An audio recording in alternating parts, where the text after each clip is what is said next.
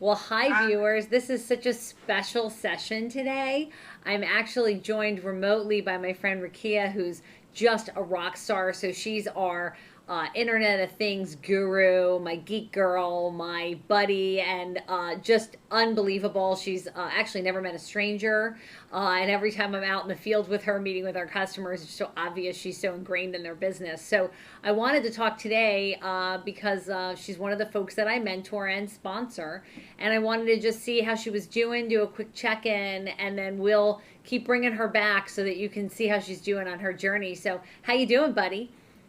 I'm doing wonderful. Thank you for having me today and taking time out of your schedule, Janet. I really appreciate it. Oh, always. So I know we're going to jump right into it because our viewers are just really into that. So, talk a little bit about what do you need help with? How can I help? What's going on with you?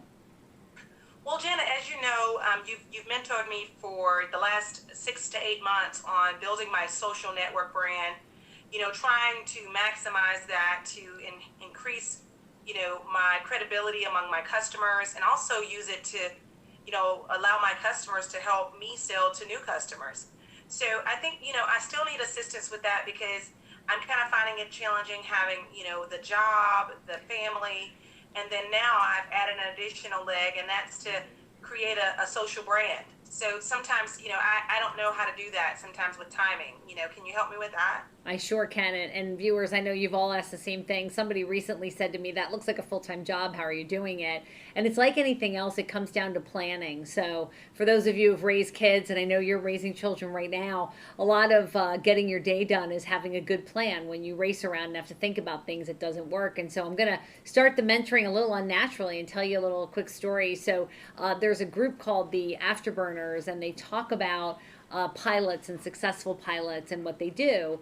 And one of the really cool things is they do this presentation and they show a pilot who's been flying for 30 years take off a plane without a checklist. And it takes the pilot about 28 minutes to take off the plane without the checklist. And competent, he knows what he's doing, but he has to think through it.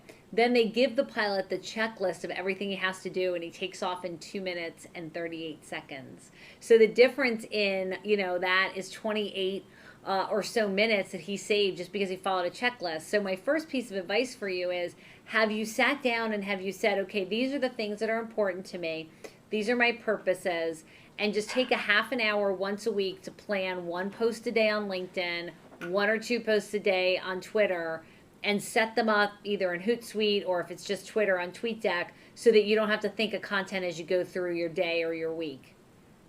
Have you done that?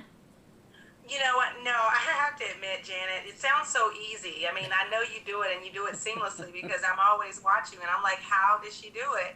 But I haven't tried that, and I think, you know what? I'm going to give that a try because if you put some structure to it, then you're not like stressed with it because, like, I know that you told me in the past you need to say something every day that builds on what you believe in and what you're, trying to give to others and how to help others. Yeah. And, I find it that I get at the end of the night and I'm stressed out because I'm like, oh my God, I don't want to just post something meaningless. I want to post something that matters. So I'm going to try that. I'm gonna put it on my to-do list tomorrow. Just do a week at a time, and I will tell you, I know you're stressed out by it, but I am so impressed because I'm seeing super connectors like John Nosta, who's all but famous with Google Health and Nosta Labs, not only connecting with you by following you, but he's actually engaging you and reposting things and commenting. And what a testimony that is to the journey you're on to have somebody that senior and that impressive be on that journey with you. And I think that's a great segue to the next question. How do I help you get more connections out there so that you continue to hit your goals for your social media branding? Well, I appreciate you always being so helpful. And, for me, I think one thing that I know you started doing, which was our last meeting, was the follow, the Friday follow or follow Fridays. Yep. I think that definitely has increased my Right. visibility.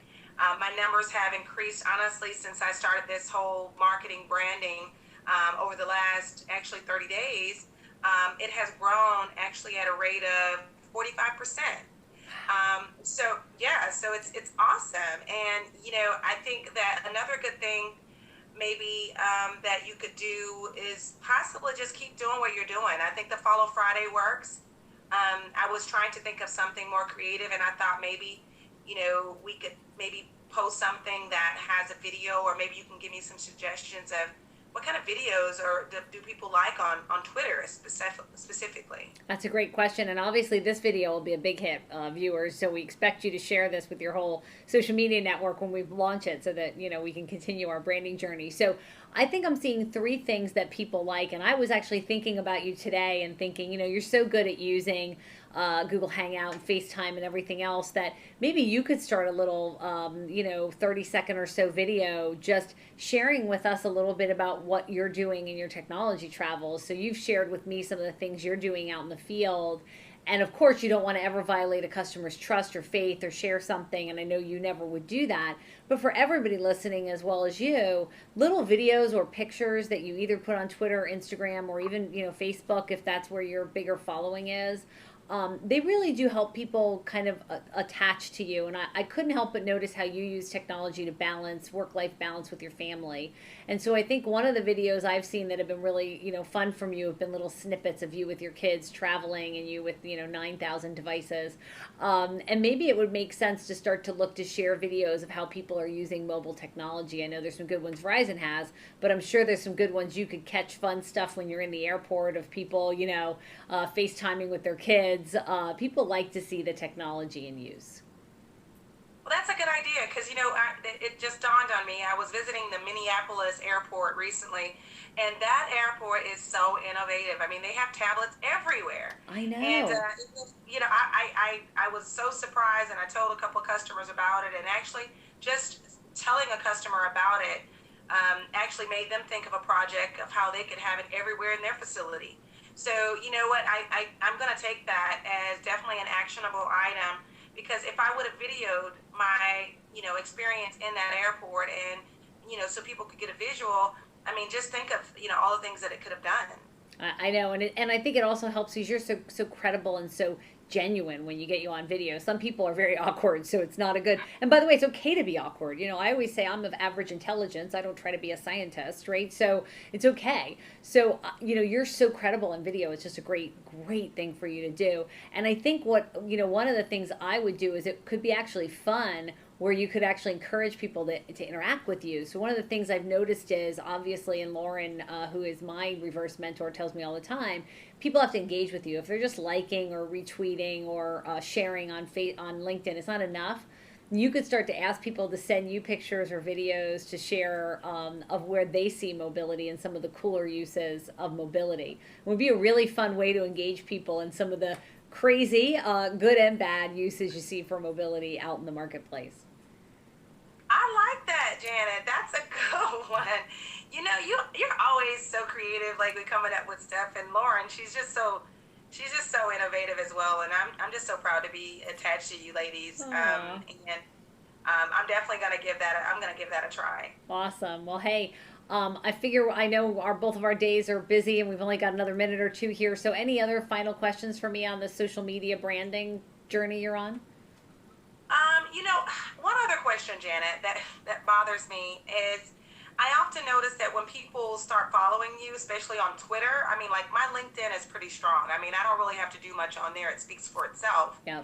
But on the Twitter side, since that's my, the latest platform that I've joined, I noticed that when people join you or follow you, is it always good etiquette to follow them back? I mean, sometimes, it's almost like I'm watching my numbers, and of course, I kind of want to, more people to follow me than I follow them. I don't know if that's a good thing or a bad thing, but what are your thoughts on that? So I think it is. I think you should have some following that you don't have to pay for by following back. And so I use a 3-point rule that I was taught actually by Lauren. So the first is it somebody I would sit down and have a cup of coffee with? If it is, then I want to follow them back and I want to engage with them. 2, is it somebody who's sharing or engaging in content that I want to really be engaged in, that I think I'm getting value either by listening to them or engaging with them. And then the third, and this is one I tend to look at when I have time, and when I don't, I use a tool for it, which is how often do they tweet and share content? Because a lot of people that follow you end up just being these people who are tweeting, retweeting, and following people hoping to get followers, and they're not adding any value to my network. And so I don't want to clutter up my network with people that aren't adding value. And so I actually use a tool on my iPad called Unfollow, and it basically has four functions. So it shows you who you're following that isn't following you, which you may or may not want to keep following them. It shows who you're following. I'm sorry, who's following you, you don't follow back, who you're following that doesn't follow you back, who unfollowed you, because there is a lot of bait in Twitter with people following you, knowing you'll follow them back, and then unfollowing. And then finally, how long has it been since they've tweeted original contact? And you can actually sort that. 30 days, a month, 3 months, 6 months. And I find it doesn't make sense to follow somebody back who isn't putting good content in, because it's like talking to a crowd with the lights off. It doesn't really make any sense. So I hope that helps, and I'll send you the link to that tool, because I find that tool to be my daily morning coffee check-in to make sure my followers are engaging. That's awesome. Thank you. That is exactly what I need, because I've been struggling with that a little bit, and I do notice people will unfollow you if you don't follow them. And I mean, that's just like a game, and I don't do it for the purpose of a game. I do it for the purpose of building a network and learning, like you said. That's amazing. Well, thank you. I can't wait to talk to you again next month. And as always, just reach out to me, DM me, Facebook, whatever you want to do. I'm always here for you. You know that. And I'm super proud of what you're doing. Thank you so much, Janet. Thank you for your time today. Thank you, viewers. We'll see you again soon. Bye.